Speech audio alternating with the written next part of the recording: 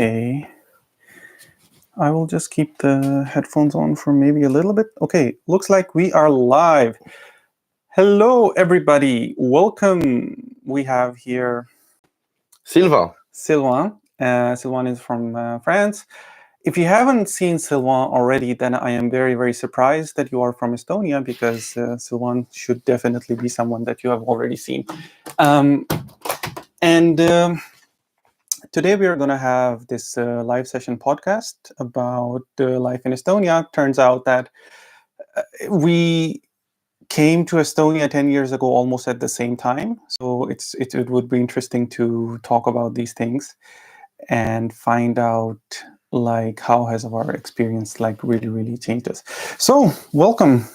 Good to have you. I know we have been planning this for a very long time, but it's good to have you here finally. And I guess you're having a very busy summer right Yes, now. I do. Yes, although it's getting a bit more quiet, and I enjoy this. Mm-hmm. I think summer is the time where definitely you need to. Everybody should be in Estonia, and I mean for you especially, it's also very like important because it's like your season, right? It's the work that you do. Yeah, I mean, for maybe giving a bit of context, if some people do not know what is my work. So I'm a street performer, which means I do like outside performance. I go to events, main square. I also do like some corporate and private events. But obviously the summertime in Estonia is quite short, and that's the moment when we have a good weather, and that's the moment when I can really be working hard. So yeah, the summer has been very busy. Like I am doing my own tour for the last 3 years. That was the third year, let's say I do it properly. Like I started 4 years ago, but this year I have been to 30 different cities with my own tour. I just organize the authorization, the paperwork, make the event, make the advertisement. So you're like a one-man team. You don't have. Do you have people supporting you? I do have an assistant now. Okay. For the last year, I do have an assistant, which is absolutely legendary and has been saving me from many burnouts over the last year. But it's 80-90% me. Okay. She's just oiling a little bit the system because there is this task that I do not like and I procrastinate, and that make the whole mechanism jam.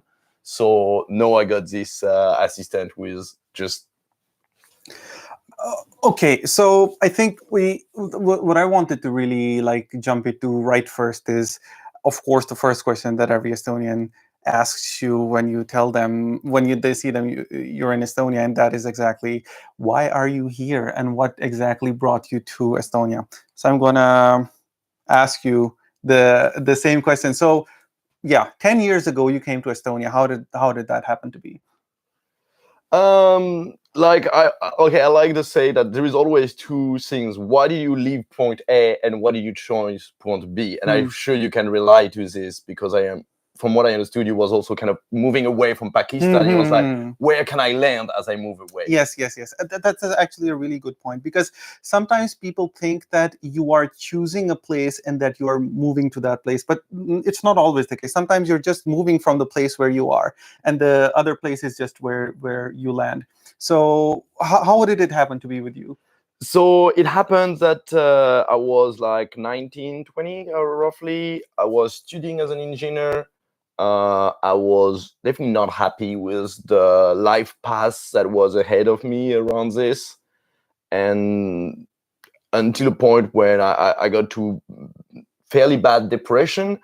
And I was just like, okay, I need to make a radical change. There is no fun life going if I keep going in this path.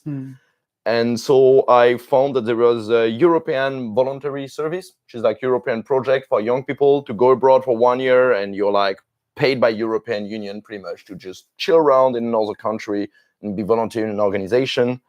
So I look at the border of European Union. I was like, how far can I go? How far can I go? Exactly. And I was like, how far, how different can I go? So, and I love the Nordic climate. I know it's super weird, but I love that there is 4 seasons here. I love this very direct temperament of people. There is no, they're just boom, straight to you. Like if there is something they don't like, they're just gonna tell it to you, and they're not gonna swim around and stuff. Mm-hmm. I really love this. And so first I was looking for Finland, Norway, Sweden, and I found a project in a small circus school based in Tallinn. Okay. And I was like, yeah, that sounds amazing. I like there was a little bit like I don't call it karma or whatever, but there was like a call which I could not explain, and I can still not explain. But there was really a call for me with Estonia, which I can't explain. I was like, this is the place where I want to go. I moved here. I did this European project, and I remember after like 3 months in Estonia, I was feeling more home to a certain extent in Estonia as I've ever felt in France. More like yourself, I guess. Like, yeah, more like myself. That's a very good way to put it, rather than saying home. Mm-hmm. So you come to Estonia, and do you have any training already in street performance, in arts, in this like so your first experiences in Estonia when you come roughly here? No, okay, so I was juggler as a hobby, and I've always had a bit this interrogation of like, oh, do I want to make it my job, or do I just want it to be like something on side?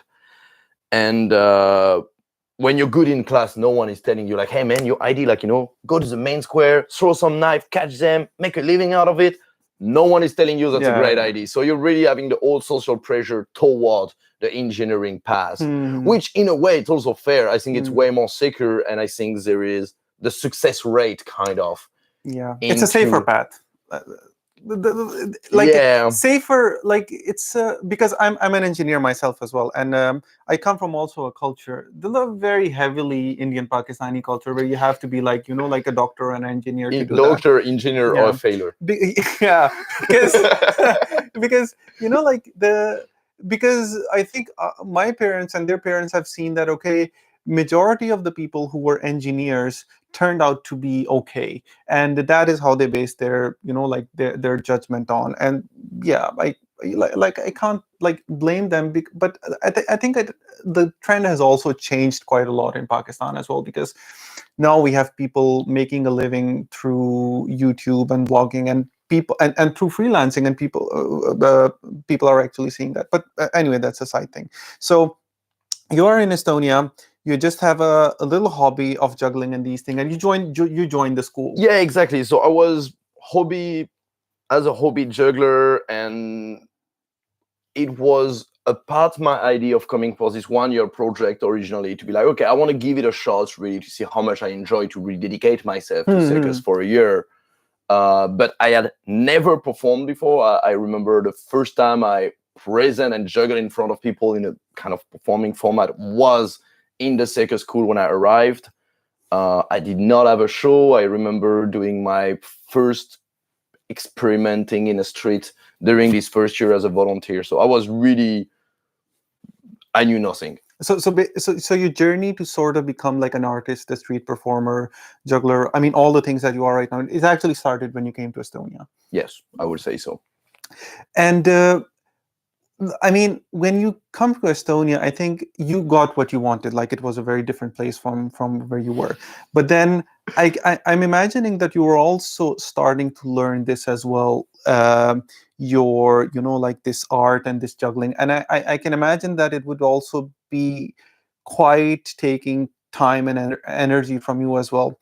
On top of that, you're also adjusting to a new culture and place as well. So what I'm trying to understand is, like, in the first 3 years, roughly, how easy was it for you to settle?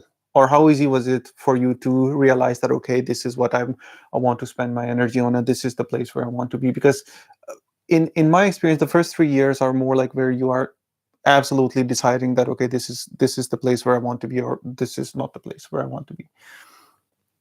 Yeah, I don't know.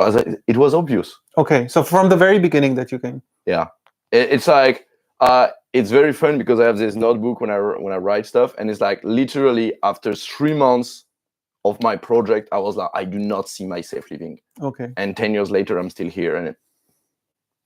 And so, were there any challenges in the beginning, like in general, in the first 3 years that that you were here in Estonia, some things that that were new to you, and then you sort of like took them on as challenges that, okay, I have to deal with them. Yes. Okay, the most obvious challenge I would say that come to my mind was the language, and not in the sense that people think it. I often say it was not hard to learn Estonian, but it was so challenging to get Estonian people speaking in Estonian with me, because you always got the same thing when you're a foreigner and working very hard to learn Estonian, and you speak awful Estonian. Don't get me wrong. I don't say I was speaking good after 3-4 months, but I was working very hard. But you say 5 words in Estonian and people are like, oh, you speak so well Estonian. I was like, why do you answer in English? Yeah. I've had a considerably different experience, because for me, language was very hard. And I actually had to do the opposite. So like, people were actually trying to speak in Estonian with me, and I would actually ask them, like, do you speak English? Kas te räägite inglise keel? I would just I would just ask them, like, do you speak English? And like, it's a completely different thing. But then I'm not very good at languages as well, because I'm guessing French is your native tongue, right? And then you speak English as well. And you spoke English before you spoke Estonian? No, hell no, I am French. No, this is a part which is so funny for me. It's like, I moved in Estonia as a French man, which means I did not speak English. Okay. Like, short story, as like, the first things I did when I arrived to Estonia, I went to Baltiam and asked the guy, I was like, oh, I would like a bottle of water without the bubble. And the guy just looked at me like, oh, you must be a French guy. This was my level of English when I arrived in Estonia. I did not speak English, but I was forced to learn English because every Estonian people were speaking English to me. So you were learning English faster than you were learning Estonian? I did not have the choice. No, I don't think it's true. I was learning Estonian faster, but okay, I had a basic English level. Yeah. So people could communicate in English, while Estonian, I was at 0 when I started. So even if I was moving faster in Estonian, the English was moving, so I was still having a bit of a better English than Estonian. And yeah. Any like memorable incidents from your initial time in Estonia, like you just mentioned this time in Baltiam? Memorable time, or memorable incident, or a funny story of me like integrating on the cultural difference. Like, you know, in France, meal, and I know in Pakistanis you've been talking to it in some of your video, it's a very important part of the culture. It's a moment of sharing, it's a moment of gathering, which is not the case in Estonian. I always love to give this example that in Estonian they don't say I am hungry. The sentence they say is "kõht on tühi," and if you translate it literally, it just means my stomach is empty. And it's very their approach to food. It's like, my stomach is empty, give me fuel, and I go further in my life. There is no pleasure, no much enjoyment in this. It's a bit of cliche, but all cliche come from a part of truth. And so I remember like being with my flatmate and trying to socialize with them. And I was like, oh, what time are you coming back from work? She was like, oh, 8:30. Have you ate? No. Cool, I prepare a meal, so, you know, we can eat together implicitly. I did not even mention that we're gonna eat together. So me, you know, trying to show my Frenchness, made a good meal, everything, right when she arrived. And I remember that she was like, yeah, food is ready. She took her plate, filled her bowl. Oh my God. Walked to her room, closed the door. Really? Yeah. Oh and my I just God. remember me being in the living room. Oh God. And be just like, she's gonna come back, right? I would probably start crying if I spent so much time and like energy on just preparing the food for the other person, and they just took it and then they just went back to their room. But yeah, I can imagine Estonians doing that. Like 100%. 100%. Yeah, exactly. So I guess like the last 10 years,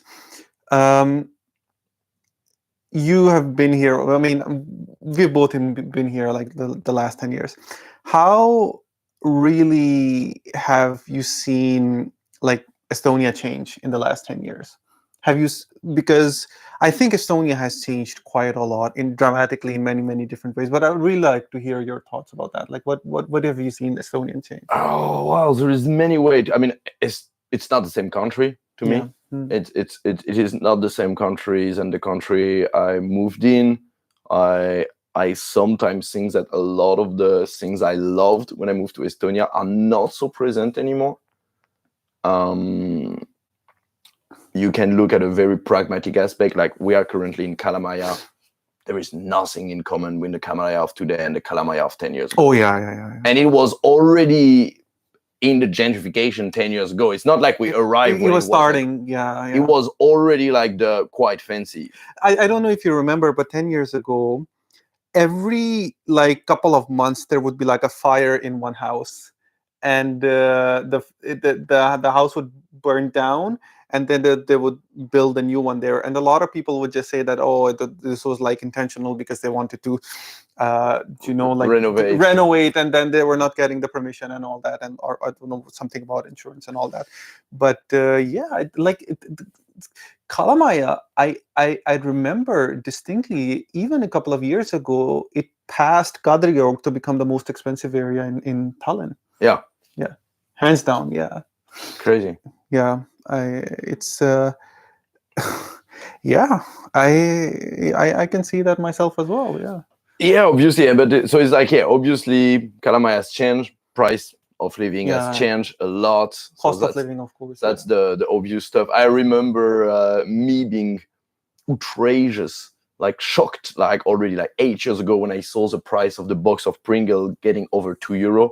Like I have this few stuff which I like to take as a reference, because you get the same box of Pringles exactly everywhere in the world. So you're like, what is the cost of living in this country? What is the price of a box of Pringles? Yeah. And so like a few years ago, I was like, wow, it's over €2. Like, what the hell? It's just chips. And no, it's like $3.50. Yeah. And I think that's it. It just brings my mind to the same thing that, like, I think 3 or 4 years ago, like the first video that I ever got that really got popular was about the cost of living, and I was like comparing different things, like between Estonia and then also Sweden, and I showed that actually things are much more expensive in Estonia, and I was comparing similar items, like a bar of Toblerone, and people were telling me that, why are you comparing Toblerone? Of course it is imported. Like, you should compare milk. I said, how can I compare milk between two countries? Because it's still like different brands, so you have to look at it. But I think 4 years ago, it was still like something that when I said that Estonia is a very, very expensive country, people would still feel that they would still not accept that. But now everybody knows that. I mean, everybody accept that as well. But please go on. I mean, cost of living is a very, very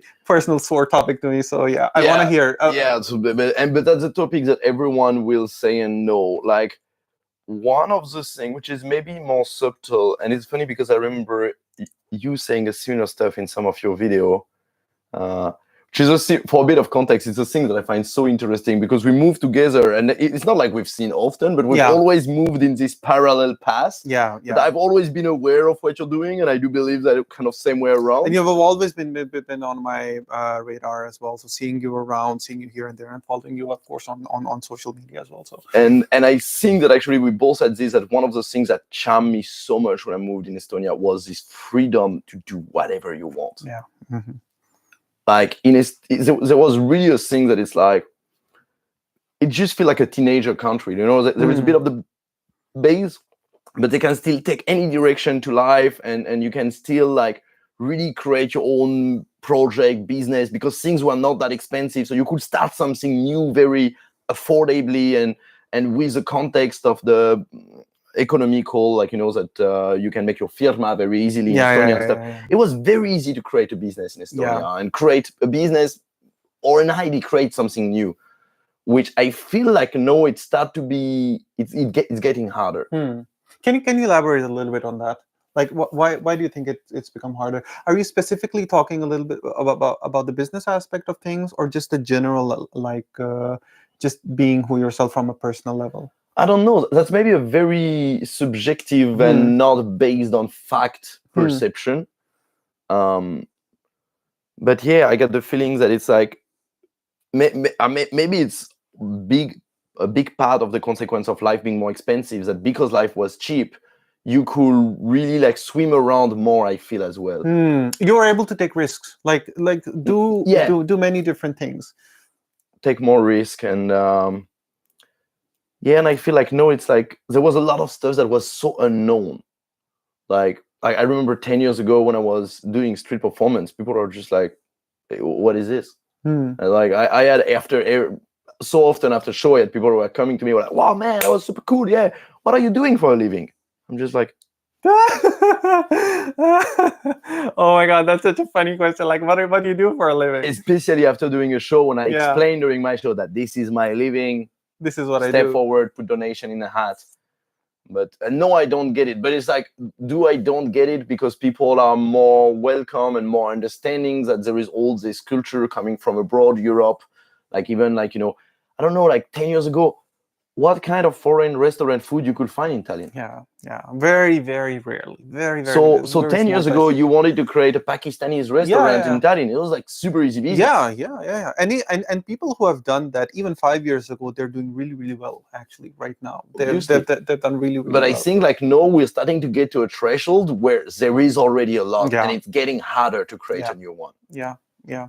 I think I agree to a certain extent, but specifically speaking from the perspective, because I've talked about this a little before as well, of ethnic food, I think that there is still room in Estonia for many like specific places if you know how to make good food. Because if you, I'm sure you know better than me. Like for example, in any metropolitan in France, for example, in Paris, you have like hundreds and different kinds of nationalities and very specific restaurants that cater to those. Like I know that for example in Toronto or example in New York, you can have like one specific restaurant that caters to very Nigerian food, for example. Then there is another that has some very specific like Thai special dishes that they do. But I mean, here in Estonia, I feel that restaurants are still lumping together many different things, like Indian and Pakistani food are just mixed together in one place. Wouldn't you say that it's just a simple consequence of the audience? I think yeah, it's a consequence of the audience as well, because the audience itself hasn't like matured to that level that they haven't seen. I mean more of the quantity. It's just like what you're talking about, like Toronto. How many inhabitants in Toronto? Yeah, that it does have quite a lot of.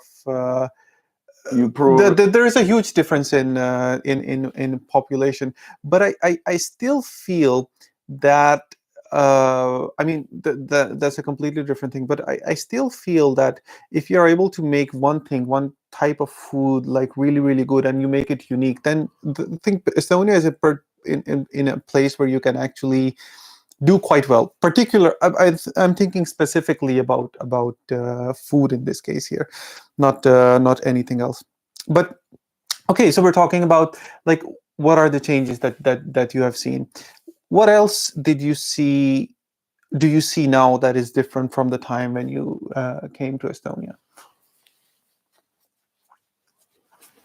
Yeah, I don't know. It's like it seemed like a lot of things are different in a personal level, as because I also got my work rolling a bit more. But on the more like general, I don't know. I don't have anything else coming to my mind right now of what is different than when I came here. I think one of the things that I can speak from my own perspective is that like for a non-EU person coming to Estonia is a lot harder now, because previously it was that there were they were quite like open at giving like jobs and resident, like if you had a job offer, then it pretty much meant that you will get like your resident permit and your card.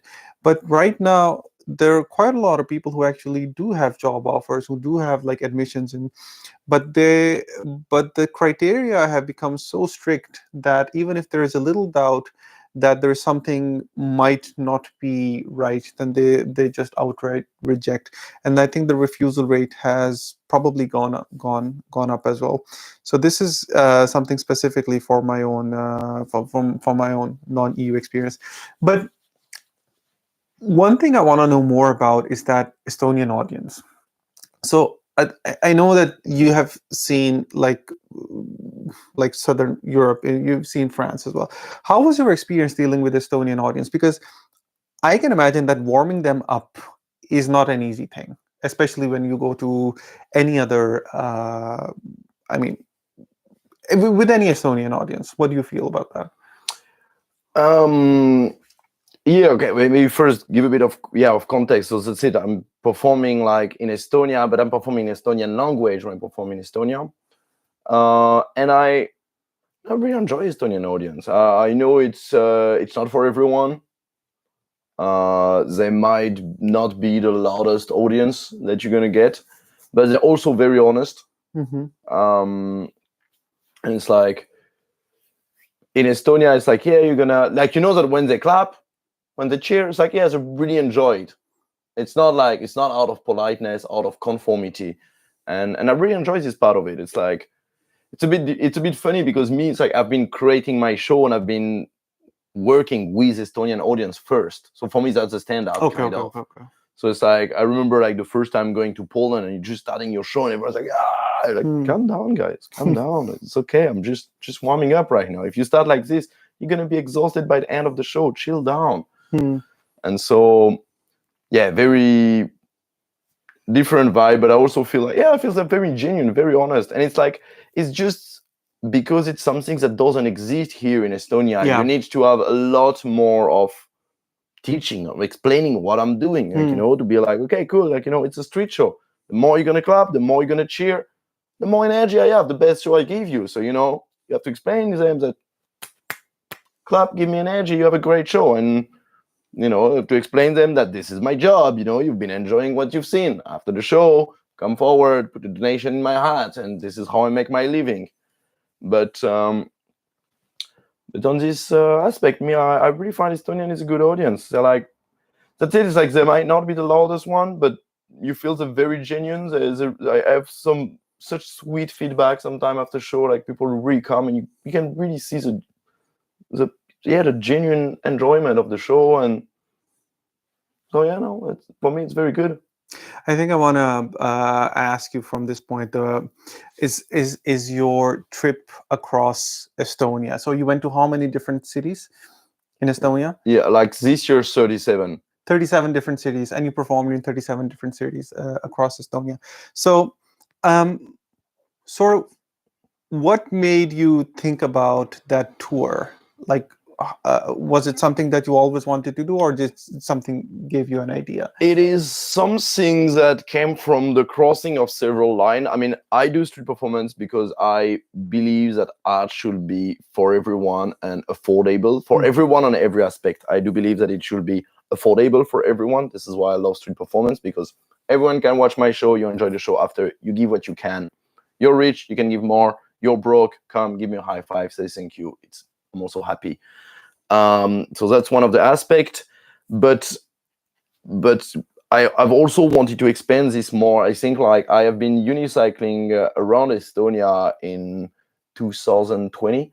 And I remember it really marked me when I was on the island. I met one guy who was like with a kind of a wheelchair, like, you know, disability in a small village near Kuressaare. And I was like, oh, mate, you should come to Kuressaare. And Kuressaare Merrepäevad. I'm usually doing my shows there. Come there, watch the show. And he was like, it's just so complicated for me to go there. And I realized that being for everyone has also a localization aspect of it. So that was a bit of the first spark. Then when COVID happened, I got to a point when I could not really perform in the old town. And I was like, okay, how do, like, people are at home, how do I adapt to this? And so I got this idea from another performer, was doing this in US to go to some small district. And after the show, I got a bunch of kids like, you should come to Sawe. It's a great place. And I was like, why not? I'll just give it a shot. I just give it a shot, try it. And it's been a lot of fun. It's been a lot of fun. I really enjoyed to bring show to people who have never seen a show in their life, maybe, you know. So that sounds maybe a bit funny to say it like this, but I genuinely believe, like, I've been going to Vastseliina, Vandra, some village. There is nothing happening there. And they're just so happy that something is happening. And I don't know, it really fits with my life mission to do something for everyone, not Mm. not just to. I often say, I say it in my show actually, is that I did not want it to be a Cirque du Soleil performer who sell his ticket for 100 euro until only for the richest. I don't believe that. Mm. This is not the art I promote. It's great. Some people love it. Cirque du Soleil, it's an amazing show. It's a certain style of show. It's good for some people. This is not what my heart calls. This is not what I love doing. It's not for me. Like going across more than 30 different cities in Estonia, like how was the experience from city to city? Did you see any differences? Did you see any changes in behavior of the people? Like any memorable incidents from your trip? Yeah, I mean, you definitely feel like different vibe of different city. Like you feel that some city seems to be extremely welcoming and extremely excited to see live entertainment. You feel like some city seems to just not get the point at all. Like, I don't know, Elva, for example. It's a city that I've been like, I think 2 or 3 times. Each time I had an amazing show. People are lovely there, are so excited. Elva is the most underrated city in Estonia. Anyone watching, go to Elva. It's the greatest place in Estonia. And yeah, like I remember, like, I don't know, a memorable memory. I remember after one show, like a little, like Estonian, like, PCK, Kene, like a Tudruk, come like with like the two, like Patsy, and she was just like, oh, it was such a great show. Are you going to come back next year? And I was like, well, yeah, I guess so. I really enjoy doing this and stuff. And she was like, oh, that's so good because, in our village, we have just 2 events going per year. We got the market coming every year and your show. Yeah, I can imagine what happens in a small, quiet Estonian village. Like I remember whenever I go to like these the islands like Kuressaare and also Hiiumaa as well, and it's always such a like surprise to me when I come to Tallinn, because it feels like, oh my God, there's so many people here. Like it's like such a crowded place. But then when you go from here to any other bigger city, I don't know, like Amsterdam or like Berlin, then you have another different feeling of, oh my God, how small was Estonia. So I can't imagine like how was it in different cities, like very, very small cities, I can imagine. Me, this is what I always say. The foreigner run to Tallinn because Tallinn is very peaceful. And the Estonian run away from Tallinn because this is too busy. Yeah. So you did your trip across Estonia, right? In more than in 37 different cities, but you also did a trip on a unicycle all the way from France Yeah. to Estonia. How was that, and how did it come to be? Like, what gave you the idea, and especially on a unicycle? Um, that seems a little bit, well, quite crazy to because I know people who do this who have tried doing this on a bicycle as well, but to do this on a unicycle is I would say the next level thing. So how did that come to be? I mean, for me, like as I say, it's like if we go read to the origins, like when I moved to Estonia, I was looking for a new place to live, and very quickly after being here, I was like, you know what, I love this idea of doing a trip from France to Estonia and moving from my roots in France to my heartland in Estonia, and so doing this trip with my own propelled energy somehow. And so I really love this idea. And when COVID happened, I discovered a guy on YouTube called Ed Pratt, who's been unicycling all around the world. He was like for 3 years doing all around the world. Epic YouTube channel. It's really, really cool what he's doing. And it's been like, I really remember when I've seen it, I was like, oh wow, that's possible. Let's do it. That was really like, there was nothing more. I was like, that's it. It's a correct way to go from France to Estonia. There is no better way. It's me. It's like unicycling has always been my way to go anywhere. Like I've started unicycling when I was, I don't know, 15 probably, and I was going to school every day on a unicycle. I Hmm. was going to engineering school on a unicycle. Wow. That was hilarious. Not for me, not for the teacher, but it was very funny because my teacher, they will not get it. But anyway, so that's it. I had this idea, and pretty much that's it. I discovered Ed Pratt during COVID, during the lockdown. I bought the unicycle straight away after this. Then I did a first trip around Estonia on a unicycle, which most people don't know about, but I've been doing like 1,000 kilometers around Estonia, which actually was a fail. I mean, in a certain extent, is that I did not edit the YouTube series fully. I have like 5 episodes out of the whole series. I did not manage to edit the whole series. I did not do the 1,000 kilometers that was planned. I just did half of the trip, and then I was forced to get back to Tallinn because I got some job and stuff. And so I did this around Estonia, but I always wanted to do France to Estonia. So like 2 years after, I was like, you know what? I'm getting 30. I was getting roughly my 10 years in Estonia. I mean, that was last year, so I was 9 years in Estonia. But yeah, it just felt right. It just felt obvious. It just felt the right things to do. Did you do anything to prepare for that? No. So you didn't like practice doing unicycling for a longer time or for a longer distance just to prepare for that? No. That's not my style of doing stuff. Okay, so you just jump in and then you know exactly how, like how you do that. Jump water, see how cold it is. How was the experience? Because it's quite a long distance. How did you manage to do that? Like traveling on a unicycle, and then of course I guess you were camping as well. Yeah. And then making, getting food, and then all of these things, and then every day you're covering some distance as well. So just tell me like a little bit about the day to day of how it was on your trip. Like pretty much it's just like, wake up in the morning. I'm not a morning person, so I was just chilling the morning usually, starting to ride. For me, it was also like, it was a very chill trip. It has never been about how strong I am, how fast I can do it. This kind of stuff. I have no interest in this. So for me, it was just like ride as much as I feel. Like when I feel bored of riding, I look at the forest. When I feel bored of looking at the forest, I ride again.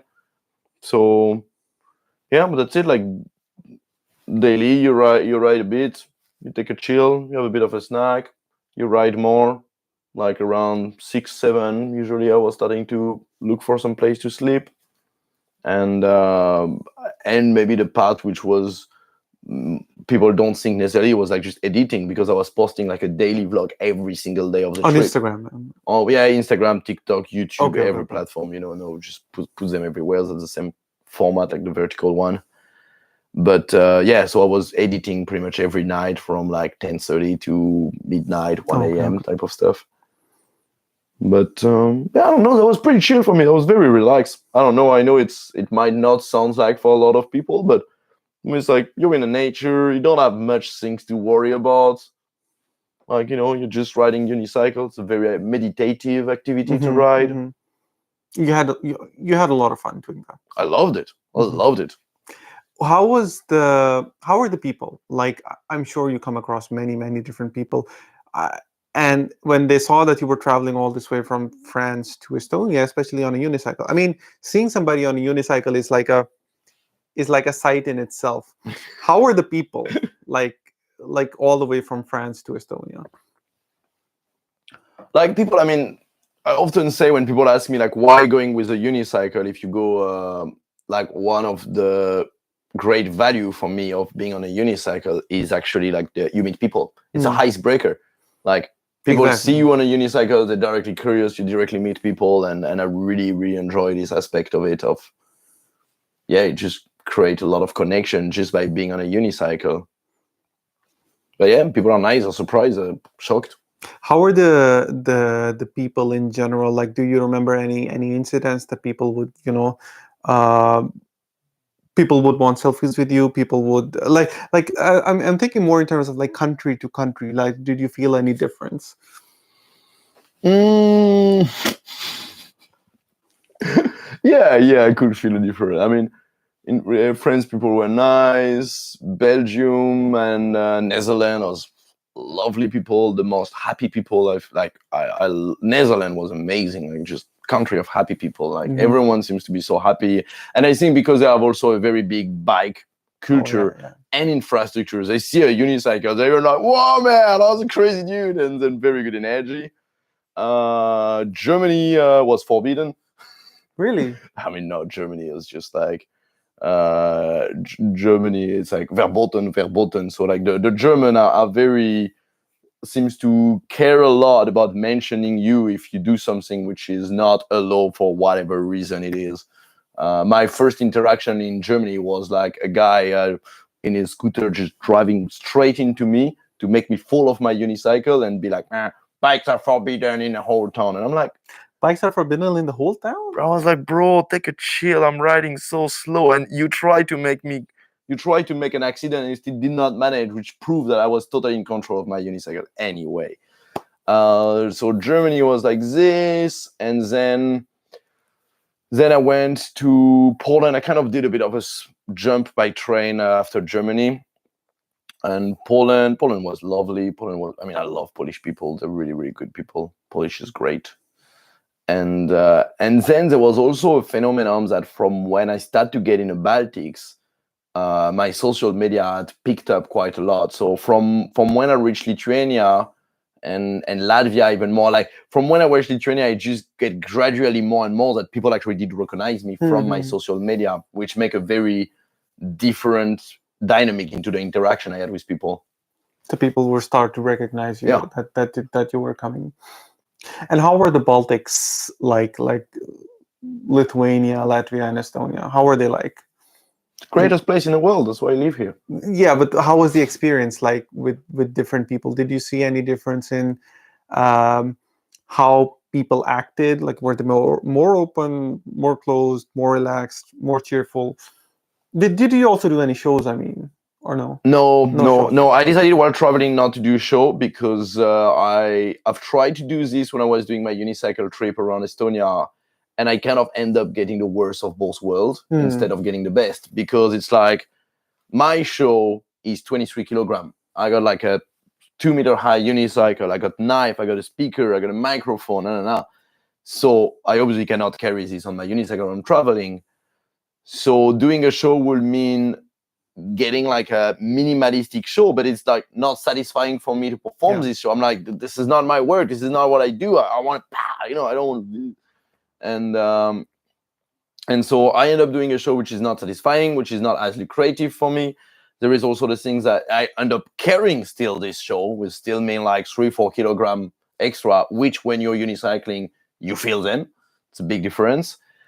Also, when you're bikepacking, everyone who's been doing this kind of trip, you want to avoid city as much as you can, even more on a unicycle, because the really exhausting part of unicycle is getting on a unicycle. When you're riding, it's quite smooth, but like when you get on your unicycle, it's very, very tiring. And when you're in city, you have to stop at every red light and stuff. So going across city on a unicycle is a very unpleasant experience. There is also the aspect that if I sleep in the forest, I sleep for free. If I go to the city, I'm going to have to pay on a hostel and stuff. So I was just like, it just did not make sense to do a show. It's like getting to the complexity of going to the city to then do a street show, to spend the little bit of money I will make for the street show into my hostel and stuff. So I choose not to do any street show. Okay. And I'm guessing it was quite like an event when you came to Estonia, all the way from on the end of your trip, because there was like a special event.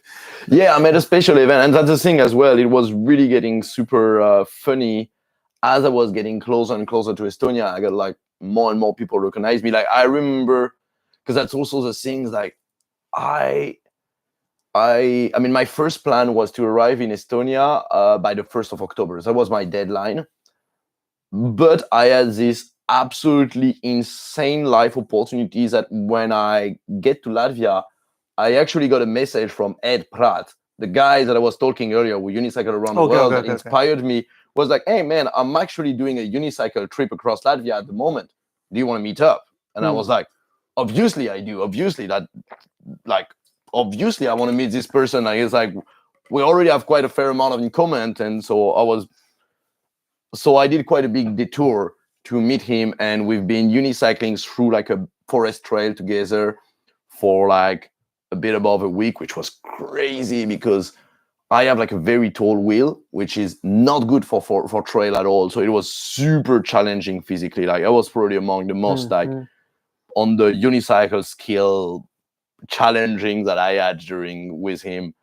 But it was super fun to travel together. And after this, I also had a bit of I wanted to have like a pirate adventure, but I could not afford a pirate boat. So I just got an inflatable kayak and I put my unicycle on a kayak and I went down a river in Latvia from Kuldiga to Ventspils for like a week. I mean, it was supposed to last for like 3 days, but the kayak had hole and stuff and I was not moving forward. That was a super cool experience.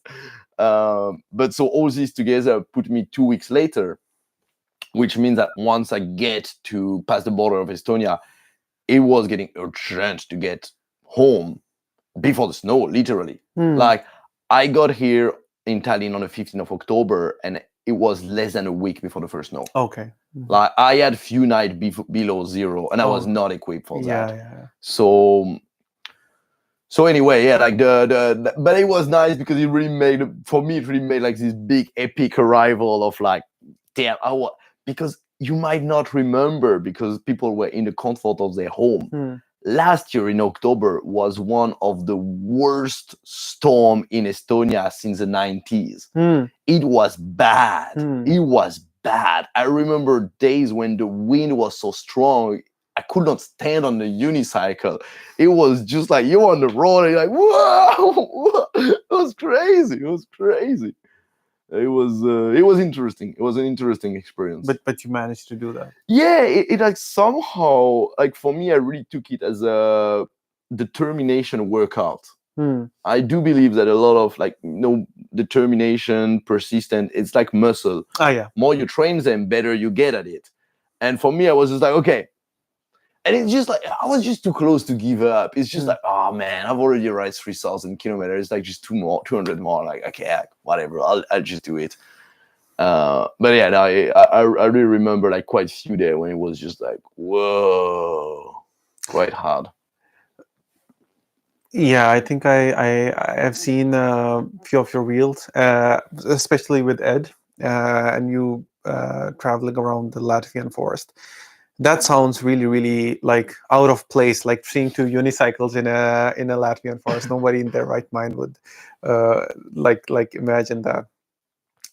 But so yeah, I mean, 10 years and you've already done like so many very, very tough and interesting projects. Like I would say like coming from France to Estonia is like almost like an art project that you did. So what are some things on your mind right now that you want to accomplish, maybe on a bigger scale or maybe on a smaller scale, some things that you would really like to do? I got plenty of stuff in my mind, plenty of stuff. Like, no, I'm creating a new show. I'm really getting to a point where I'm excited to create a new show. Got several ideas of show. I'm not sure yet of which one I'm gonna create. Either like Cosmos or a pirate show. I kind of want to create a pirate show. I've been very inspired by the theme of pirates. And can you explain a little bit more about the people who don't really know about the shows? Like what would that mean what does it mean when you say that you are creating a new show?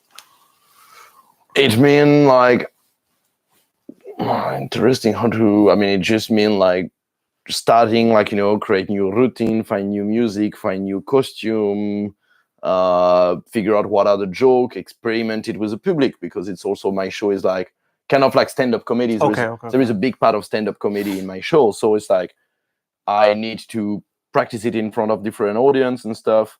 Like the two show ideas that I have are show which will also require me to make a certain amount of like custom-made props for the show, which it means like either learn to do it myself and go through all the learning, like, learning process of mistake, iteration to get to what I want, or find a person who can do it for me and agree on a price, because it gets quite expensive to do this kind of stuff. all this at the same time as I'm still performing with my show, because I still need to make my living in the meantime. But yeah, I don't know, like for example, like for the pirate show, like I would want to have like a big structure. We're gonna look kind of like a lookout cabin on a pirate boat. And so the idea is like I'm gonna put it first, and I'm gonna have all the routine when I'm gonna be cutting bamboo and stuff, like a ninja kind of, and then put it up, and then you climb on top of it, and then I would have a cannon. I'm gonna shoot a cannonball nice. to me, and like just split the cannonball in half from the top of the lookout cabin. Wow. But all these props I need to build, I need to experiment. Like, I'm like, how reliable can I make it? Like, if I shoot the cannonball, what is going to be this cannonball made of? Obviously, it's not going to be a real like cannonball, because I don't want to carry this in my suitcase. But what is it going to be made of? How is it going to be element resistant? Like, is it water resistant? Because I'm in the street, can be raining. Is it wind resistant? That's the most concerning aspect of it. Because I want something light, because I want my show to fit in less than 23 kilograms, so I can travel by plane with it on a suitcase. But like for the cannonball, if you have something too light, like, I don't know, if I will take a ball of polystyrene, for example, as soon as it breathes, polystyrene go, and then I can't cut it, so it doesn't work. So there is like a huge amount of experimenting, pretty much. So it's almost like a practical stand-up that you have to do with many different aspects. So like actual props, and then there is also this performance with the props, and then there is also the I think the music and the aspect of it, of talking as well, that you have to figure out. Yes, I mean, this is the thing with a street show. It's a lot about the interaction with the audience and stuff. So it's like you got your got to prepare the props, got to prepare the joke, the interaction, got to choose the music, eventually like rework the music to make them fit the show better.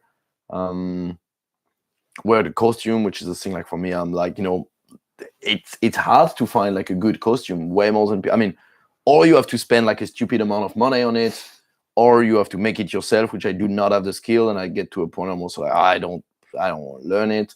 But then you need to find a person and stuff. So there is a lot of aspects that get into it that I can't even name them, but it's just like a lot of challenge coming the way. Like I would say, like the pirate show, in an optimistic scenario, it will take me at least 2 years before being at the point where I'm like, cool, I can perform it. Okay. So it takes this much time before, when you start planning, versus when you actually are able to perform. At least. Like I would say, like if I work well, I could create the props during the winter, get the ID, learn the skill, because there is also like some practical juggling skill. Like for this pirate show, I want to learn Tai Chi. I want to have like a very smooth Tai Chi routine, which I will need to learn the skill for it. And then get the props, experiment it with the audience for one summer, learn from the wisdom of this to make it different on the next summer. And then you need to create your promo material, like get nice picture of your show, like create a promo video or stuff, and then to be able to apply for the festival the year after and start to properly touring. So it's like, in an optimistic scenario, I'm not going to be touring an international festival in less than 3 years with this show. So yeah, that's an insane amount of work that goes into. I guess how long is a normal show for you? Like 45 minutes. 45 minutes. So like almost 2 years for 45 minutes of performance that goes. And I mean, like, and it's not even like, I will not like, the show is always evolving. I'm performing the same show for 10 years roughly. And it's still evolving a lot. It's evolving now at levels that it's not perceivable for the audience. But it's like, I'm working on like the timing of the joke. I'm working on like the timing of my footstep. Like, I'm doing an old Diabolo routine, and I'm like, okay, what is the tempo of my step? Like tuk tuk tuk tuk tuk tuk tuk tuk tuk, and so many details like this, which public, I think they don't notice it, but they feel it.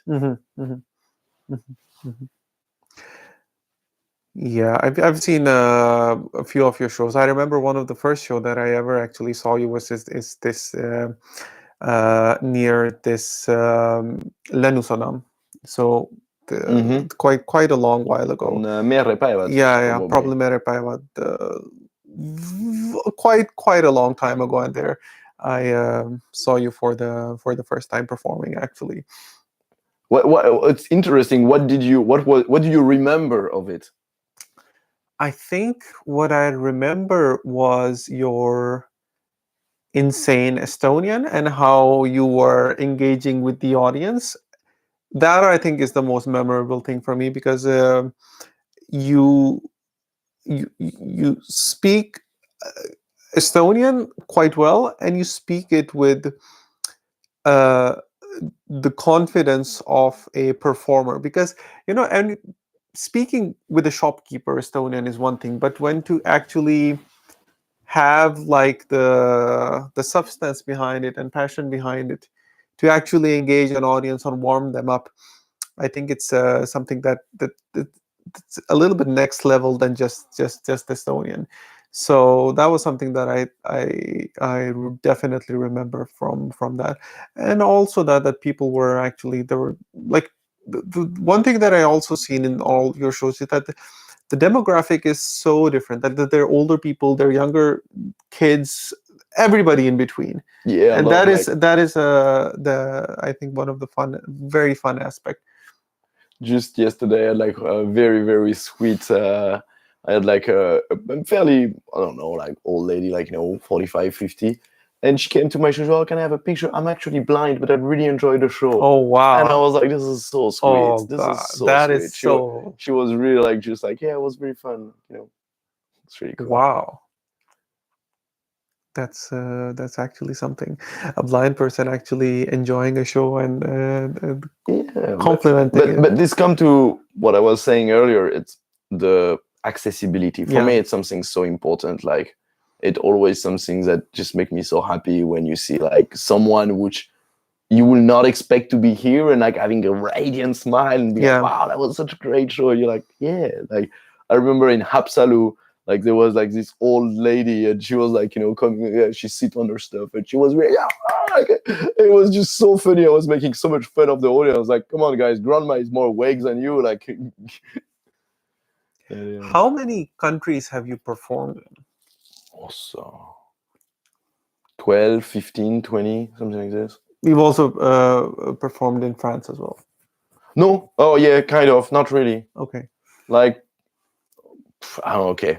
France, Germany, Austria, Spain, Portugal, Poland, Latvia, Estonia, India, New Zealand. On top of my head, that's 10.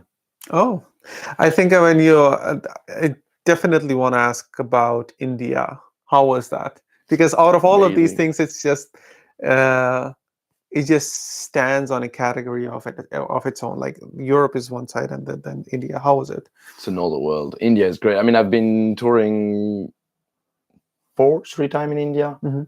So it's like, no, I start to get to know the deal there. Like, first year was definitely a very challenging experience. Really cool. But yeah, that's it. I'm always looking for challenge and discover something different.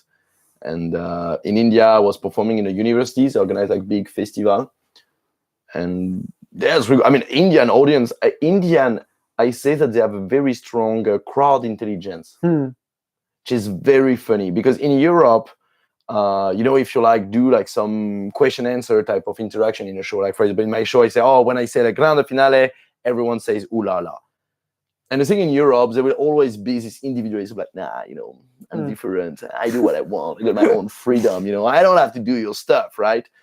So in Europe, you're never gonna get everyone. But in India, they're really like, okay, cool, that's the instruction, boom, I'm following it.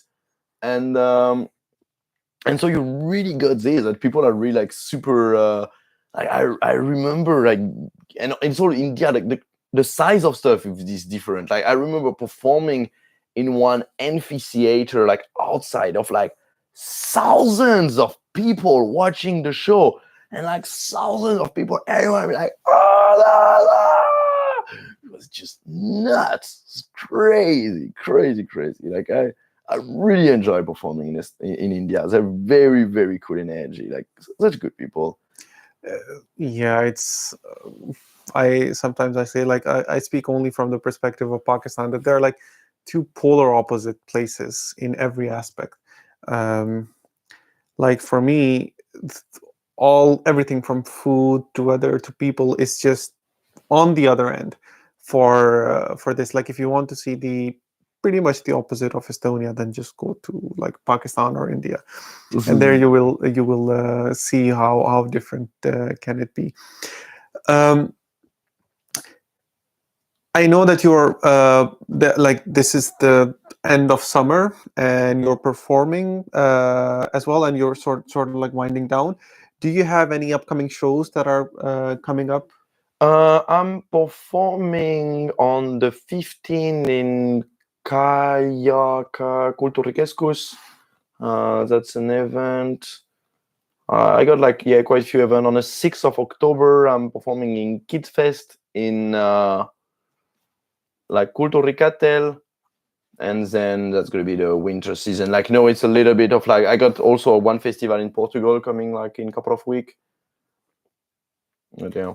But what is your annual routine like? So summer it's like booked for like all these festivals and performances. What happens in other seasons? So basically, I would say from like let's say May, June, July, August, busy season. That's the thing. Like this year, I was pretty much every weekend performing. Like all together during the season, I would say I've probably done above 100 shows. Okay. Yeah, I must be close to 100 at least. Then September, October, November, like mid-September, it started to really get quiet. And so from mid-September to end of November, it's a very quiet season. That's usually where I just go for a quick trip in France, see the family for like a week or two. That's also the period when there is all the submarine work, in a sense that it's like remake your website, apply to all the street performance festival for the next summer, which take a lot of time. It's a lot of work. That's also the time that if you want to go in the creation of a new show, that's the time when you can really like be focusing on developing a new skill for your show. Know that I'm doing more and more of corporate event in Estonia. Like right now, I'm already really getting all the booking for the Christmas season. So that's also what I'm working on. And so then that's it. Then there is like this administrative period, like in October, November, December, start the Christmas season where I do corporate, quite a bit amount of indoor event. I also have a fire show, so I also do fire shows sometimes for corporate, still like very interacting and stuff. I think it's a very unique way of approaching fire show. I really enjoy it. And I will do some street performance some to time, like in the Christmas market. I have been doing some neighborhood show, like going to some small village doing my fire show. But yeah, let's see. I think maybe as I'm getting a bit older and a little bit more settled professionally, I get maybe a little bit more lazy, and I'm enjoying less and less doing show by -10. It's funny, so you should do it a couple of times to experiment, but it's not something that I want to have to rely on to make my living. I want to do them when I feel like it. And like between January, February, March, it's the same. Then that's another quiet season. That's the time when usually I either spend it in Estonia and kind of chill. That's the time when I can be very working on creating a show, for example. That's what I'm planning to do during this winter. Otherwise, that's when I've been doing my tour to India, New Zealand, Australia, Malaysia. Oh, Malaysia, that's another country where I perform. How is it? Malaysia is good fun. I really like it. Really fun. Like different culture. Like I was performing in some shopping mall festival. It was very different vibe, but it was cool. I like Malaysia. Good food, nice people. Yeah, it's another place that I would say is very different from Estonia. I haven't been to Southeast Asia, but yeah, definitely very different. For me, there was really a thing that's like, because I really like what you say, that India is like the exact opposite of Estonia. You can't go more different. And so from the point when I have been to India, I've never experienced culture shock ever again. It was really like everything is in between. Yeah, exactly. You've seen the two extreme, and then everything is like, okay, cool. Like, I really remember actually that it was very a conscious trigger for me. That it's like, okay, once I've unlocked India, kind of, I was like, okay, like traveling to get out of my comfort zone is not relevant anymore.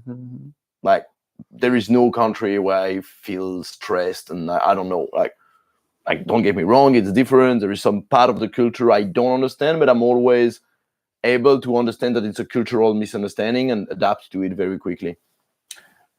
I guess you haven't performed in China. Not yet. This is true. This is actually probably a place. China and Japan. They're going to be quite interesting. Yeah. China and Japan, and then there is always the Africa and also South America, which can be very interesting. Yeah.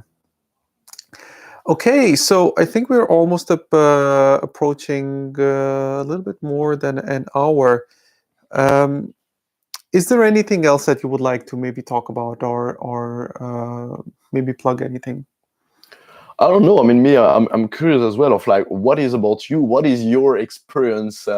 Like, because we moved in Estonia in the same period, and like we were talking of me, who moved here in Estonia, and me, I was very quickly feeling like, cool, that's the place where I want to be.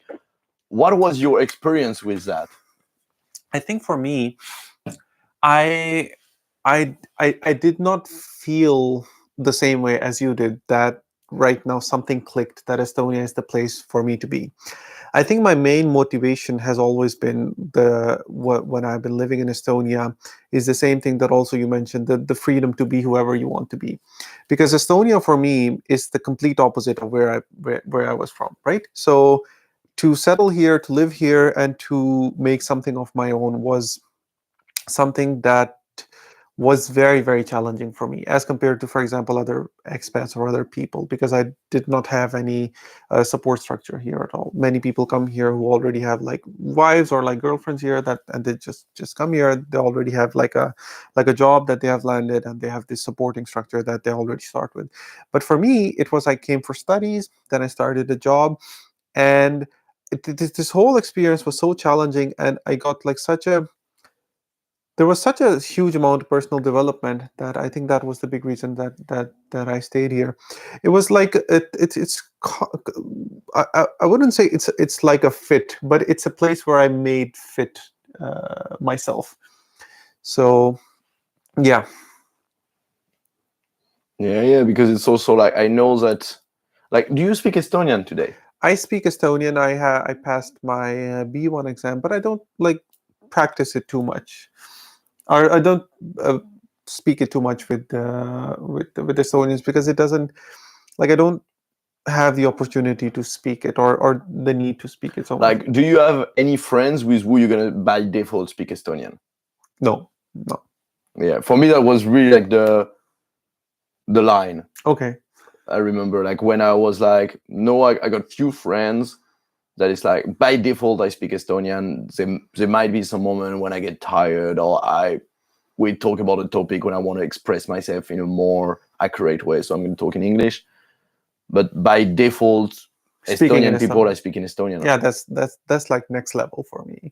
Yeah, interesting. So, and you've been learning, and so because like you're here for 10 years, so did you had a moment, a bit of epiphany of being like, oh cool, that's actually a good place where I want to stay? I think there like I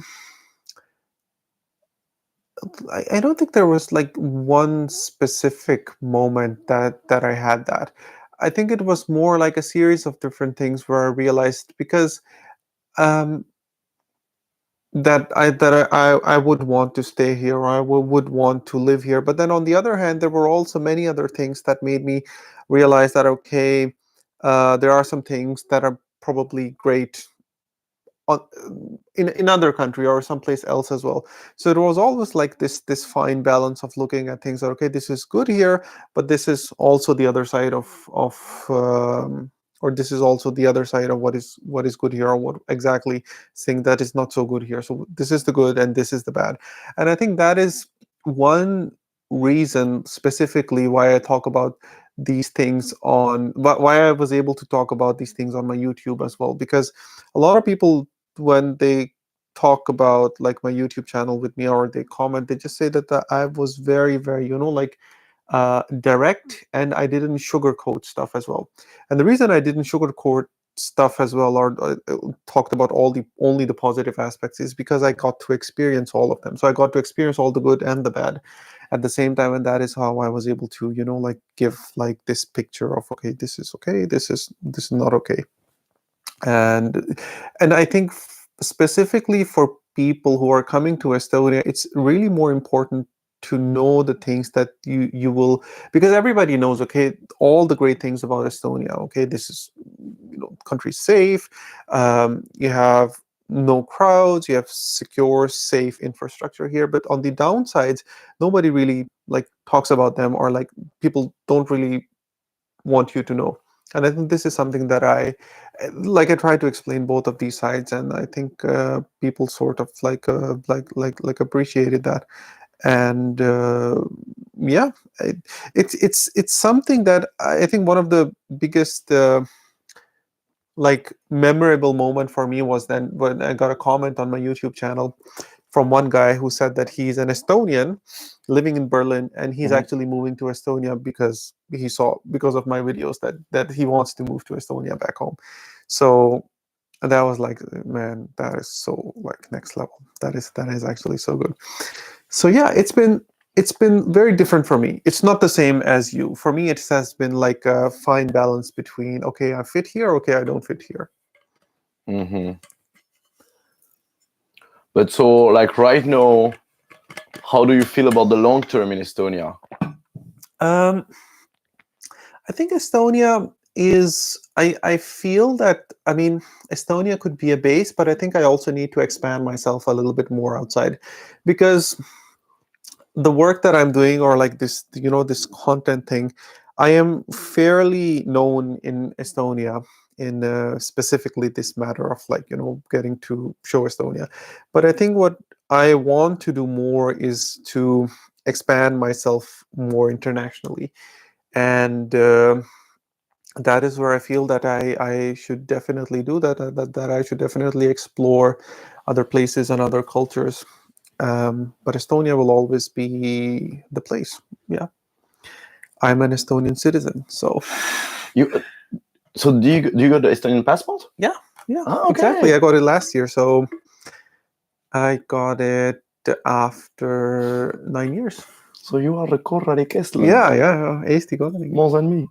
I don't have the Estonian passport. I don't think you probably would need that anyway. No, I'm European. Yeah, I can go anywhere. Yeah, you can go anywhere. I have no incentive to do the Estonian passport. Like the French one has way more like powerful, connection with abroad to travel and stuff. So yeah, that's really good. Yeah, interesting. It's like, okay, and also stuff I'm curious, because we have extremely different personality. Yeah. I am a very extreme extrovert. I've noticed it very lately by talking with people, that I do see more people than the average people see people. And like one of the challenge that a lot of people experience in Estonia is the socialization, which is, I would say, like in general, a slower pace that it will be in Southern Europe. It's more challenging to make friends, I guess, especially when you do not speak the language. First, small question out of curiosity: what would be the ratio, the percentage of your social circle, which is local Estonian versus expat? 50-50. 50-50. Okay. Yeah, 50. But so, how was the whole creating a social network for you here in Estonia? I think that was like a. That was like a challenge. I mean, firstly, when I came to Estonia, I came for studies, right? So I had a little bit of the social circle. My first social circle was my class fellows, so all the people that I was studying with, and we would hang out together as well. And mostly with other students who were foreigners, because Estonians who were local would just go back to their families when everything ended. So I got in touch with them, and the first 2 years, or like 2.5 years when I was studying, those were the people that I hung out most with. And then I think the big shock for me was when my studies ended and my work began.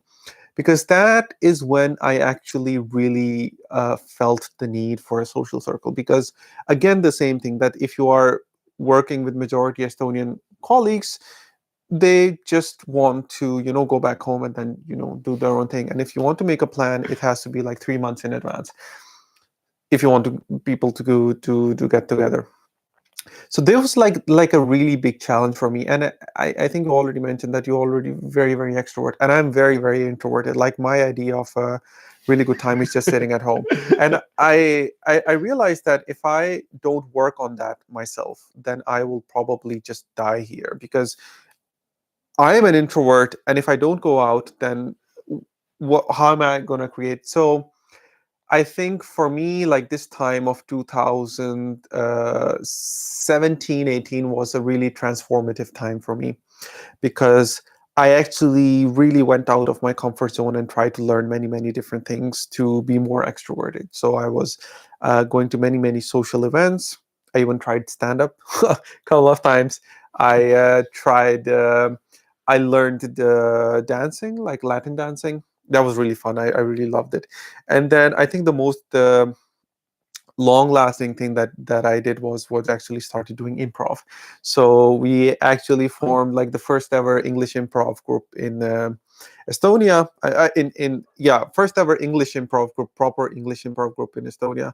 And we were probably the first ones. We like disbanded after I think probably after 2 years, but we were like just a group of people from Australia, Estonia, US, UK, and every week we would get together at this in front of the beside the Kalma Sound. There is this theater, Mhm. and Yeah, we what would is- actually gather there, and then we would actually like do improv. So that actually made me able to like get out of my comfort zone and actually make new friends. But I think what that thing did was created just like an extroverted personality in me. So I have like a switch, like I can be extroverted if I need to be, and then I'm back to like being introverted. But that's it. I still enjoy being introverted more. yeah. Yeah. Yeah, it's a very, very like again the same thing, that this place has transformed me quite a lot, like a lot. It's from the time where I came here to the time when I am where I am right now. It's like a huge transformation, and I can see that, yeah, in the pictures that I have like from 10 years ago, completely different. Yeah. Yeah, it's massive. Like, I mean, like Yeah. when Yeah. you say this, me the same. Like, I've like no, as I've been having my 10 years anniversary in Estonia, I was kind of going to picture and trying to be like, okay, what are like the Hmm. significant moment of the this adventure? So, like, when I arrived, I was just a kid, and I couldn't even grow a beard. I had like a pineapple of dreadlocks on my head. Yeah. I was like facially, I was looking like a kid, and definitely a lot of experience going through this. Yeah, and I think I actually did a live stream like a couple of days ago, in which I just did exactly that. I just went through 100 different pictures across these 10 years, Yeah. and I just live streamed that, and it is such a revelation to realize that, okay, how much have I changed in all these time, and what were the most significant moments? Because 10 years is a long time. 10 years is significant amount of time that you spend anywhere. So it was honestly a very, very nice thing to do, to just go through these pictures and talk about all of these things. That, okay, this is my first time. Like, the first ever picture that I took in Estonia was that of a bus schedule. The bus schedule. Bus schedule, yeah. And that was the first picture that I took. And then I think one of the things that I made a habit of doing was that every time I would meet a new person, or every time I would meet somebody like here, I would just definitely take a picture with them. I remember doing that the same with you as well. When I came to see you, I took a picture with you as well. Like, Yeah. we took a selfie. So this is something I always do. Like, I always, so it's like a calendar entry for me, Yeah, like a yeah. like a journal entry for me, that this is what happened. Yeah, it's It's been quite a journey, like quite a big journey. Yeah, it's in the last 10 years. Yeah, it's great. Do you, because you say, so in this picture, do you have the picture of the first time we met? Do you know how we met? I don't even remember. Um, I think the picture that I'm talking about was when I visited you in the basement. You Yeah, remember that's that.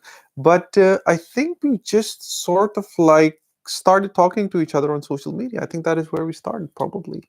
I'm pretty sure we met in real first. Like, I'm pretty sure I met you like very early when you was just here in I Estonia. I think it could be true, but I don't. In some social event, I think we met Probably, yeah. very early. And I Probably remember I was like, oh yeah, cool. Like, Pakistanis guy moving to Estonia, that's typical. I And don't, then through social media, like, because I only started YouTube like regularly like 4 or 5 years ago, and before that I was not that.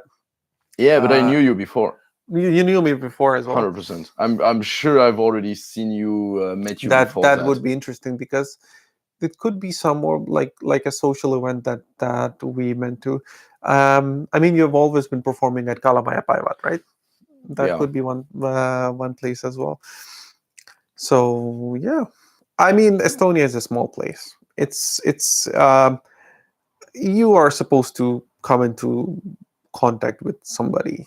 Like there was this one joke that I used to make in the beginning, that if you want to meet somebody that you really want to meet, then just go and sit outside, like sit in like Christina Cascos in on like a Sunday evening, and then you will find that person there. Yeah. That's like that's like the early years where I went to, because all the students, everybody you would meet, they were just, you would definitely see them in Christina Cascos. So yeah, definitely, yeah, you are bound to come across people that Yeah.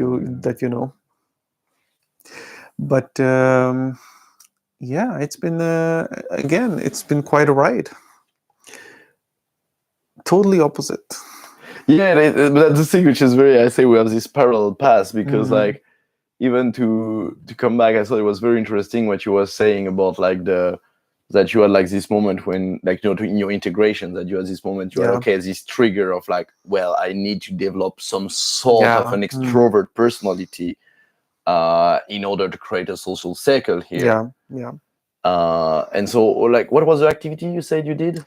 Oh, I did dancing, I did improv, I tried stand-up comedy as well, gym trainings, everything. Like I tried, I went through all of these things. I even started to learn music as well, but that I didn't And enjoy so much. what was your process kind of to choose this activity and how long you will do them? I I like the first thing that I would do is that, like, for me, I cannot think that I like something or I don't like something. I have to experience that. Mm-hmm. So, like, for example, I started to learn guitar, I started to learn drums, and I didn't enjoy it. So I just gave that up, because I always wanted to learn an instrument. But realized that I don't enjoy the process. And then I started to learn dancing, and I really enjoyed that because it was more social, it was more fun. And then I also started to learn improv, and then I realized, okay, this is my thing, this is something that I really want to do, and then I wanted to do it more and more. So it's almost like tasting many different things and then seeing what you enjoy the most doing. Mm-hmm. Okay, but so yeah, you did not have a process. I don't know. For example, me, I think I've been doing a lot of like 1 month challenge. I love doing this. Mm, Like for 30 days, you try something new. mm. Like I remember with dancing, taking a month in a limitless dance studio, going every day. I like for me, that the thing that works the most is that I've realized that, like, I can only do, like, I'm very, very persistent. So when I start to do something, I do it for years. I don't want to do something that I can't, because that is like the goal for me. Like, I'm very, very patient, and I'm very, very persistent. So I can wait for a long time. And a day for me is like a complete unit. So a day is like my whole life. So for example, let me just say that if I want to, learn something, or I want to do just YouTube, then I want to do something about YouTube every day. Mm-hmm. And I don't like there could be some days where I do something different, but I want to do it every day. If you want to improve your health, then something physical every day. I can't think of anything more than a day, because this is how my mind works. So the day is my life, and that is exactly how I did. That's how I exactly started on YouTube. So I remember in during COVID times, or a little bit to the end of COVID times, I actually did daily vlog, and Mm. I did like 40 days, and that was just me starting out, and it was like a huge amount of work. Like you know how it is. I mean, Like I did the same. This is why yeah, I say we have such this funny yeah, parallel. it's During COVID, I did the same. I did one yeah, month of one video per day. yeah, it's such a huge amount of work, especially when you are working as well, and then you have to figure out a story. Okay, what happened? And then you have to sit down and edit that as well at night, and then you're like sleepy, and then you have to make sure that this goes up. So it's the thing like that. But then I also realized that, okay, I have to make the frequency a little bigger, and since then I've been uploading every week, at least a week, every week. Oh, since Since COVID, pretty much. yeah, so that is how like it works for me. Like I can't do like challenges, because I just don't like enjoy them as much, but I want to do a little bit every day, like just Mhm. a little bit every day. And that is how I'm able to like build on top of that. And it's also my personality as well. Yeah. I've seen you have some book. I guess you've been reading like Power of Habit, Atomic Habit. I think I think it's for me, it's just my personality. Like I didn't like the thing that the book would maximum do is just bring out what I am already, like my personality already. It would not turn me into anything new, because I've tried other things as well and they don't agree with me. So I just didn't like do them. Um, yeah, I mean, again, it's the same thing that you find out when you are in a place where you have such like different where you have no like outside influence. It could be whoever you want to be, because there I can say, oh, my parents don't allow me to do that, oh, I don't have the money, or yeah, oh, I don't have these problems, so I can't do that. But there is no excuse here. Like if you want to improve yourself, and you're completely responsible for yourself as well. And that's also a very European versus Asian idea of as well. Like the European culture and Western culture in general is very hyper individualistic, right? So the focus is on the individual, Hmm. what it is. And then for the Eastern culture, it's always about the collective. Like you're not an individual. You're always thought of in terms of a family, of a clan, of a tribe, even to this day. So being an individual is something that I had to learn here when I came here, and that was very another one of the big challenges that we were. It's interesting. Like as well, like the. I'm curious to return the question you was asking me to. Like, what were like the cultural shock, like the small anecdotes that you remember that was like, Mm. whoa. Like there are quite a lot of things for me in. I think one of the things that I try to um, tell the most is, of course, like the sauna culture, like the first time going to the sauna and then seeing, oh, okay, this is like, because you do understand that in real life, Estonians like to stand 3 meters apart from each other in cold, Yeah. right? So you're in a sauna and then you're sitting shoulder to shoulder naked with Yeah. each other in a hot environment, sweating, and you can talk, and you're talking. I mean, in a public sauna, it's like, how does that fit into this? So that was like one big interesting thing for me, was just that. But I really love sauna personally. I really love it. It's something that I will continue to do whenever I get a chance. And then I think another cultural shock was just like how like the customer service in Estonia is like, it has improved a lot. Don't get me wrong, but in the beginning it was atrocious. Like if you went to somebody and you asked them, like I felt that like I'm sort of like they're doing us a favor by giving us this thing, or like being in the customer service, and I feel indebted to them. Oh my god, thank you so much, you brought me the coffee that I paid for. Thank you so much. That is exactly how I felt.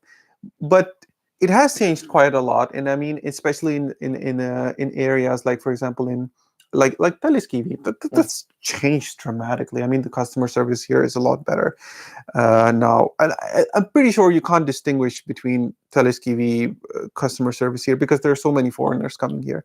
So yeah, that was like another big thing as well. And yeah, this so many yeah, different things. I mean, meeting so many different people, people from across the world.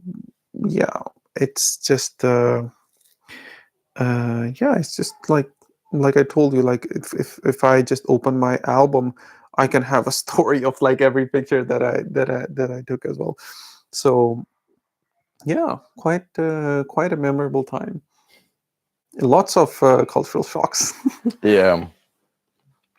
Was you seeking their culture shock by coming here?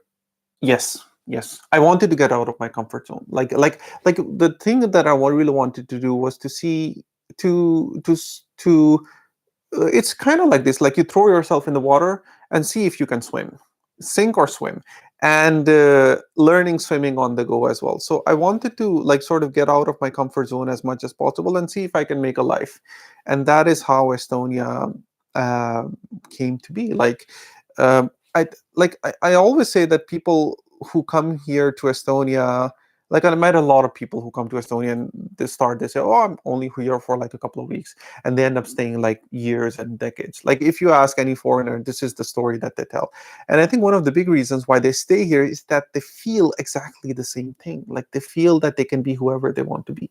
Like they don't have any expectation from the culture or from all these different things. Like they can truly make life here as they want it without any external expectation, and that is what makes them like stay. And I think that was one thing that really made me stay as well, especially the personal development aspect of it, to how like how I have changed over the time to and how I have improved myself as well. So yeah, I was actually seeking these challenges and this difficulty, getting out more out of my comfort zone. No, it's interesting. The seeking the personal development of it. I feel that in a way, the weather is so challenging here, because that's a fact. The weather is challenging here. Yeah, and nothing can change that. No, exactly. Like nothing can change that. Like you're rich, you are poor, you are ugly, you are beautiful. No matter who you are, this is one thing that will always remain the constant, right?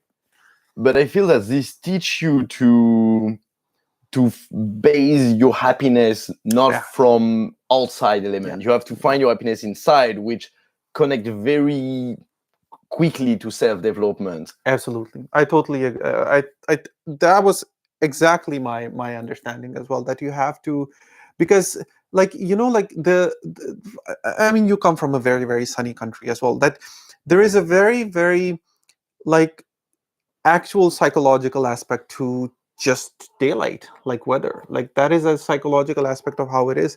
And to not have that, you have to find that something from else as well. And I think that is one big reason why a lot of Estonians get into this winter swimming, because you get like the same high that you do from any other activity, like maybe in the sun as well. So you seek all of these different things that like that give you the same like energy, or the same pheromones that helps you keep going. And that is, I think that is one big aspect of how the culture develops as well. And that is one thing exactly why I say that whenever you move to a new country, like try to understand their culture, because there are reasons for everything. Like why Estonians do winter swimming, why Estonians go to sauna, it's exactly because it's needed so much. You can I love the climate, and the context explains so much of the culture. Yeah. Like French people late, Yeah. Pakistanis, I guess you're quite late as well. Yeah. Yeah, we right? don't have regard much for time. Estonia, they're on time. Yeah. Because if someone tell me like we meet at 5:30 on the 15th February, if you come like half an hour later, he's dead. Yeah. Yeah. So you're on time, and there is a lot of things that you can explain with the. Yeah, and I mean it's like people have been living here for centuries, like, and people have been living in this type of cycle of weather for centuries as well. And the thing is that you have to be firstly very, very dependent on the other person as well. Like there is no room for mistake. Like like for example, you're storing food, right? You have to carry your food for for the next winter, and if you do like one little mistake, if you can't rely on that person, then you're basically screwed for the whole next season. I mean, that is how it was that in like Asian like old times. So you have to be very, very dependent on your clan, on your family, and that is, I think, where this strict like aspect comes from. Like you have to be very, very dependable. Yeah, this is true, and it's also something that I feel is reflecting in Estonian person. They might be introvert, but they're very helpful. They're very helpful, yeah. They're very helpful. You ask them help, they're gonna help you, and genuinely, they're really like. You have to ask for help. Yeah, like that's the thing. Like, because one of the things that I saw at least in the beginning that I saw, is that there is this idea of like leaving the other person alone, which I always say that it's a positive aspect. Like I've been saying that Estonia has a culture that leaves you alone. You can be whoever you want to be, but on the other hand, it can get on the other side as well, because I remember quite a lot of times, and I've seen with other people as well, that for example, you slip on the ice and you fall, right? Nobody will come to you for help. Like if you don't ask for help, nobody will come to you for help. And that has been my experience, and the experience of many other people as well. And I had talked about that on my YouTube channel as well, and people were like very mad at me. But then again, I see this happening all the time. Like there is like for example, if a homeless person or drunk person is just lying down and you probably don't know if he's alive or dead, then you definitely have to do something. You have to do, I don't know, like call the police, call the medical team. But then it is this aspect of, like minding your own business, staying in your lane, don't cause any trouble, don't like ruffle any feathers. Then you have to, be like that. Like it's the same thing that I mentioned in the beginning as well, that there are positive and negative aspects to every quality. That quality cannot exist without these both aspects. So the thing that makes Estonia most unique and most great for me as well is also the same thing that makes it a very, very lonely place. Yeah, totally. But they're very helpful when you ask. Yeah, you have to ask. That's the thing. You have to ask. I don't know if did you know the story of how did I learn Estonian? No, I haven't heard. No, that's funny. Because I've learned Estonian when I moved here. I was living in Kalamaja and working in Nõmme. So every day I had like 12 minutes in a train. Okay. So every day I was sitting next to someone who was like, tere, mina olen Sylvain, ma olen prantslased, ma tahan õppida eesti keeles. Palun õpeta mulle 5 sõna. And I was every day just giving them a small notebook and be like, please teach me 5 words. Who teach who? Random people in the train. Okay. So no, like you know the Estonian, you can imagine a foreigner talking to me. But it's like, the fact is like, people are always like, oh yeah, sure. That's very, very, I'll do it. And people were very always kindly helping and stuff. And yeah. People are, I think, like it's another one of, maybe you can agree with that as well, that I found that Estonian women are way more confident than Estonian men. I have seen that, like, this has been my experience, that, for example, if you ask for something as compared to an Estonian man versus an Estonian women are way, way more confident than Estonian men. That is what I have seen. I don't know. Not something I would notice. Okay. But that's definitely because I also traveled on train for like almost 4 or 5 years from here, Baltiam to Lagri, which is like the end station. And I would be in the train every day for like 25 minutes. And I would say hello to many people as well. And that was also a very, very nice experience, because like I know we talked about challenges, but there was this one challenge that I actually sort of wanted myself to do is that I will talk to someone new every day. Yeah. And I ended up doing that. I would talk to a new person like every day, and that was pretty great. Like like once you break that, like the initial ice, and then like just make your intention very clear that I'm just here talking to you. That's it. Then it becomes like a little bit easier as well. Yeah, but I would say that like getting into the comfort zone of Estonia, having people actually trusting you, it takes a very, very long time, no matter how much you do. Like it's getting into the inner circle. It takes a very, very long time. How much time, in your experience, did it take? 5 years. 5 years. 5 Okay. years, yeah. That is what I've seen in my my experience.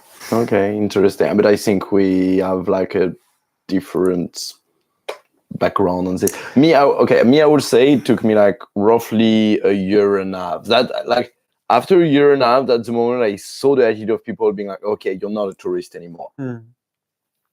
Like one thing that I also have seen, and that actually makes a very, very big difference, is that there is a huge difference between Estonians who have lived abroad versus Estonians who have not lived abroad. Like those are different people. Yes. So I remember I was talking about this with my Estonian friend, that the figure that I told you about, like 5 years. After being with my colleague for 5 years, he invited me to his place. But then there was this one friend, or like my old class fellow, she invited me like the first year and second year, and exactly the same thing, because she had lived abroad. She was Estonian, but she had lived abroad, and she invited all of us class fellows there as well. So the thing is that you have to understand that there is a very big difference between Estonians who have lived abroad versus Estonians who have never lived abroad. Yes. Yeah, I could write a PhD on this. Okay. I think we're like almost approaching like 2 hours. Time flies. Yeah, 140. But okay, I think we still have 9 people, and we have 9 likes. So I think we can conclude here. Thank you so much, Sylvain. Very good. Yeah, really, thank you really, so much. it was really pleasure having It's a you. long time we Yeah, say we should do it, and I really we've been enjoy the conversation. trying to do it for a very, very long time. But yeah, 10 years, who knows where will we be in 10 years? What life brings in 10 years. And yeah, again, I wish you all the best. Many shows, many happy audience, and I wish to see you. Hopefully, I can see you in India one day as well. That would be good fun. That would that hopefully would be fun. Pakistan. I haven't been to Pakistan Yeah, that yet. would be great. That would be amazing. I would really like to show you there, because the audience there is also crazy. We love crowds. That's the thing. Okay, so wrapping up, thank you everybody for watching. If you are watching the replay, I will put the links down in the description for Sylvain. He has his Instagram, TikTok, YouTube. Find him anywhere, and he will keep you updated on wherever he's performing. All the best. Take care. See you in the next video.